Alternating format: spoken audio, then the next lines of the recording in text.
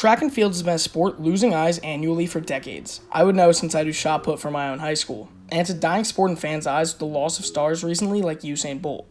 This past Sunday, an NFL wide receiver wanted to try and change that and compete for a spot in the pinnacle of all sporting events, the Summer Olympics. What's going on, guys? Shaney 2K here with a new video. Haven't been posting much, but I got another video planned for the end of the week. If you're new to the channel, we're on the road to 1,000 subscribers. Like up the video, comment how you feel about this recent event, and let's get into the video. In Walnut, California on May 9th, Metcalf, who's one of the most menacing receivers and players in the league due to his speed and size, competed in the USA track and field 100-meter dash at the Golden Games, an Olympic time trial to compete in and to hopefully get a spot in the Olympics, something Metcalf has wanted for a while.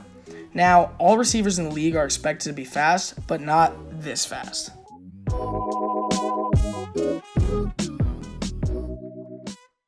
To watch. Metcalf, second from the far right. Second heat of the Nike Men's 100. Metcalf's hanging with them at the moment. It's fairly even. DK's doing a good job. On the inside, though, CJ Ujar and Mike Rogers, that was close. Yeah, that's pretty much unheard of. 90 yards in pads to tackle a fast Buda Baker like that is an incredible athletic feat. But Metcalf wanted to test his speed, facing runners who have trained their whole life to get to this moment, some of the fastest sprinters on the planet Earth, and Metcalf didn't look any different next to them. Well, besides the fact that he's 6'4" and 230 pounds, something that just doesn't happen in the realm of sprinting, all under 6 foot and light and lean. The race was run by Cravon Gillespie with a time of 9.96 seconds, an impressive stat. finished last in his heat with a time of 10.36 seconds. Just hear that again. He was only 0.4 seconds slower than one of the fastest people on the planet competing to go to the Olympics.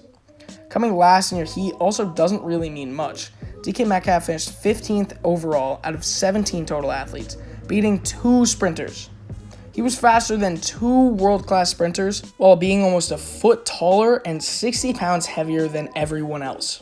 To go from playing 2 seasons on the Seattle Seahawks, dominating running and catching the ball, tackling people for 90 yards, and scoring touchdowns, placing 15th in a track event against soon-to-be Olympic athletes. Now, everyone in the football and team sports world praised Metcalf for this feat, as they should, but some issues arose around the track and field world. Some people criticized for taking a legitimate runner spot in the race. Some people said he wasn't serious. Some said stick to football. All the stupidest takes on Metcalf. Taking a runner's spot is the one I could only understand, and if he came in last, then yes, it would make sense, but why not just take the guy who comes in last in everything and blame him for taking a potential winner's spot? Exactly, no one ever does that. To say Metcalf was not serious is stupid as well. Metcalf, in the off-season of his actual sport he gets paid to play, ran a 100-meter dash because one of his dreams was to be an Olympic athlete. Metcalf trained for weeks, and while compared to the lives everyone else has trained, it's the most he could do. Track is not DK's first priority, but he still gave it his all.